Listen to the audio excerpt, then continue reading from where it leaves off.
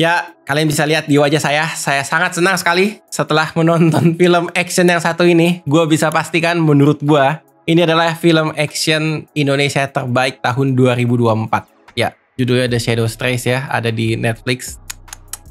Gila. Bener-bener brutal sebrutal-brutalnya. Banyak darah muncrat sana sini. Tapi nggak berhenti sampai di situ. Itu satu hal yang sangat gue suka. Dan hal kedua yang gue sangat suka juga adalah penulisannya. Bener-bener rapi banget. Bener-bener presisi. Segala elemen ceritanya. Aduh, gue gak sabar sih pengen bahas di video kali ini gitu. Oke, kita mulai dari premisnya terlebih dahulu. Jadi ceritanya ada sebuah organisasi pembunuh atau assassin. Dan salah satu anggotanya adalah Agent 13 atau Agen 13 yang diperankan oleh Aurora Ribeiro. Dia ini hampir gagal di misi terakhirnya, yaitu di Jepang lah. Dan dia dikembalikan ke Jakarta, diberhentikan sementara lah gitu. Nah, sebelum dia dapat misi terbarunya, dia hidup aja tuh di Jakarta. Dia ketemu sama bocah bernama Monji dan mulai berkenalan sekaligus mulai berteman lah gitu. Sampai suatu ketika dia sadar si Monji ini ingin membalaskan dendamnya atas kematian ibunya ke orang-orang jahat yang ya jahat ke dia dan ibunya gitu. Dan ternyata si Monji ini diculik. Nah, si 13 ini karena lagi gak ada kerjaan kan, gabut, belum dipanggil ke misi terbarunya. Jadi dia memutuskan untuk gue mau nolongin Monji gitu. Gue mau nolongin Monji, gimana ya caranya ya? Nah, di situ filmnya dimulai tuh gitu. Aduh, gue seneng banget sama, gue mau ngomongin actionnya dulu sih. Kalau action sebenarnya nggak usah diragukan, nggak usah dipertanyakan. Timo Cahyanto ini penuh dengan darah, tapi di sini yang gue suka banget adalah tidak hanya dari segi skala dan kesadisannya yang dibikin semakin kreatif. Gue tuh demen banget di sini tuh banyak adegan action yang isengnya tuh imajinatif dan kreatif banget gitu. Jadi kayak ini udah berantem, udah pukul-pukulan sana sini gitu. Terus kameranya nge-shot sesimpel ya, gue nggak mau spoiler, nge-shot ke benda tajam atau ke senjata atau kayak ke benda apa yang kira-kira bakal dipakai untuk kita giring ke sini ya guys. Adegan actionnya kita kreatifin juga pakai benda-benda ini gitu. Terus muncul tuh adegannya gue gak ngerti lagi gitu, kayak aduh kok bisa dipikirin kayak gitu adegan actionnya gitu. Kayak ayo lo kayak deg-degan kan kalian kan gitu. Bener-bener deh luar biasa banget gitu. Dan itu semua tuh terkemas atau terkulminasi dengan sangat baik gitu, dari segi koreografi berantemnya, dari segi sinematografinya, bahkan sampai ke sound design-nya gitu. Jadi kayak nih kalau lagi adegan berantem pakai pedang katana gitu ya, tang tong, katananya mendarat antara katana sama katana gitu ya, adu pedang sama ditangkis pakai pelindung lengan, itu bisa beda suaranya sampai sedetail itu. Terus kayak nging gitu. Belum lagi dikasih efek ini slow motion, ini editingnya seperti apa dan lain sebagainya. Aduh, bener-bener gue tuh kayak sepanjang nonton astaga gitu, kayak gila. Bener-bener sih gak habis pikir gue, ini yang buat orang Indonesia loh, makan sehari-harinya apa bisa bikin kayak gini gitu. Beneran gue suka banget dari segi actionnya, itu bener-bener full menyenangkan lah. Nah, yang kedua gue suka, tadi gue sempat mention di awal, adalah dari segi penulisannya. Tidak hanya dari segi penulisan actionnya, tapi gue suka banget sama penulisan ceritanya. Coba kalian perhatiin baik-baik. Dari porsi ceritanya, gue tuh bener-bener puas karena gak nyangka.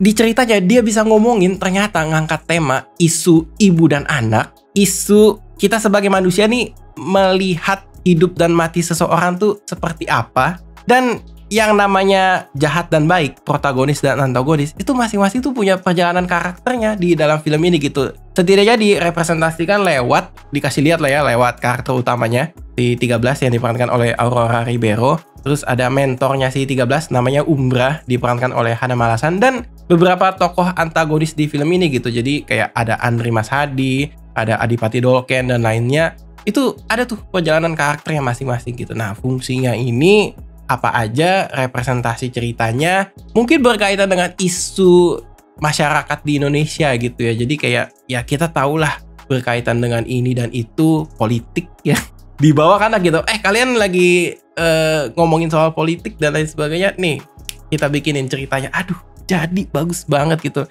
Gimana sosok antagonisnya berhasil bikin kita kesel, gimana sosok protagonis ya, walaupun kita nggak relate sama sosok protagonis ya, tapi tuh banyak banget adegan yang memancing pertanyaan. Kita nih ngelihat sosok ibu dan anak, kita ngelihat soal gimana sih orang lain menilai hidup dan mati, itu kita udah sedalam itu belum sih membahasnya. Nah, film ini tuh bisa ke situ ceritanya. Gokil. Jadi kayak 50% action, 50%-nya tuh ngomongin soal manusia.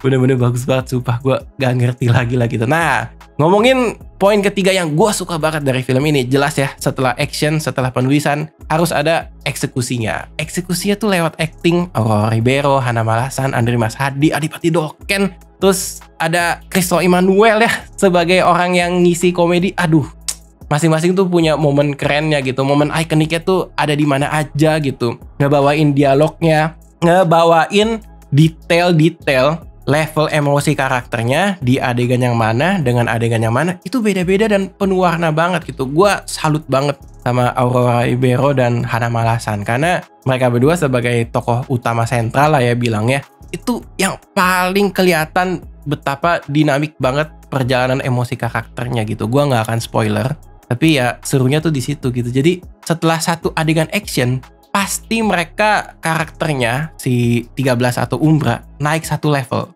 Kebutuhan karakternya, journey karakternya, wants and needs-nya tuh apa? Jadi setelah satu action, tek tek tek tek tek tek tek gitu. Oh, pola pikir karakternya nih berkembang nih gitu. Demikian juga dengan si antagonisnya. Ketika antagonisnya ya meremehkan nilai manusia dan lain sebagainya gitu. And then kena deh gitu kayak karmanya lah ya bilangnya tanda kutip lah ya, namanya film action kan bisa kita lihat trope-nya kemana gitu. Tapi perjalanannya itu yang seru untuk disaksikan. Gue suka banget sih gitu. Actingnya tuh bener-bener bagus banget gitu. Bener-bener ya ini salah satu film terbaik yang pernah gue tonton di tahun 2024 sih gitu.